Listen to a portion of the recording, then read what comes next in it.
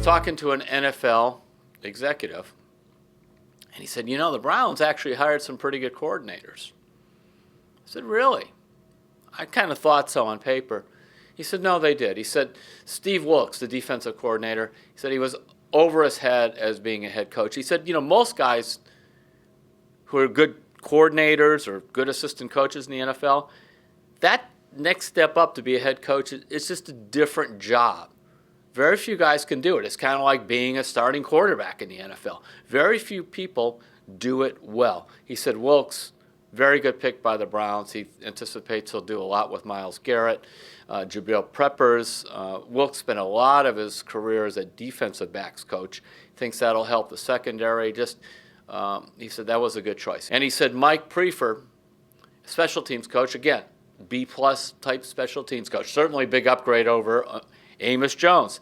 And his father, Chuck, is from Cleveland, went to Borromeo Seminary for a little while for high school, then went to John Carroll, and then became a NFL special teams coach himself for about 20 years.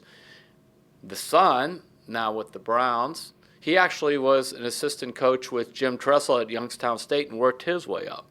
You know, so we got good defensive coordinator, good special teams coach, offensive coordinator. Very interesting story. Todd-Monken. He was calling the plays in Tampa Bay where the Bucs had the number 3 offense in the NFL.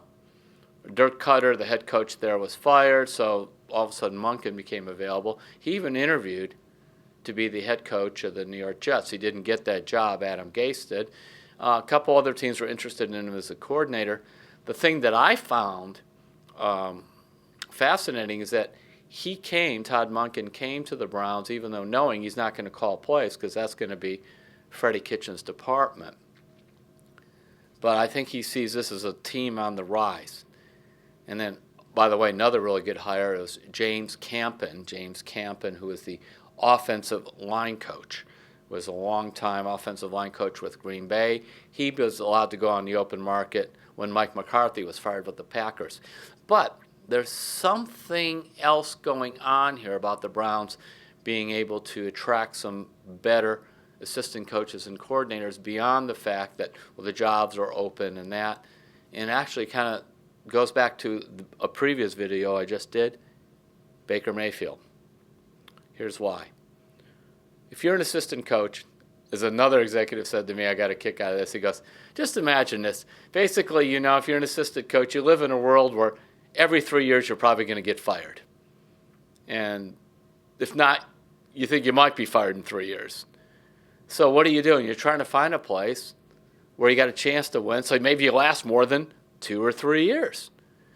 Baker Mayfield gives you that chance.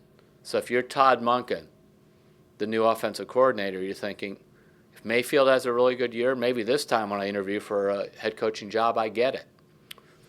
And if you're Steve-Wilks, you're thinking, hey, that guy can score some points with that offense. Me as defensive coordinator, I could look a lot better because I'm not trying to win these games 15-12. Special teams coach, it's a lot more fun to kick field goals and be punting all the time because, again, the offense is there. And just in general, having a good quarterback usually means having a chance to make the playoffs. Having wins means job security. So the underlying thing that going on here, yes, freddie-kitchens is a guy that some people want to work for.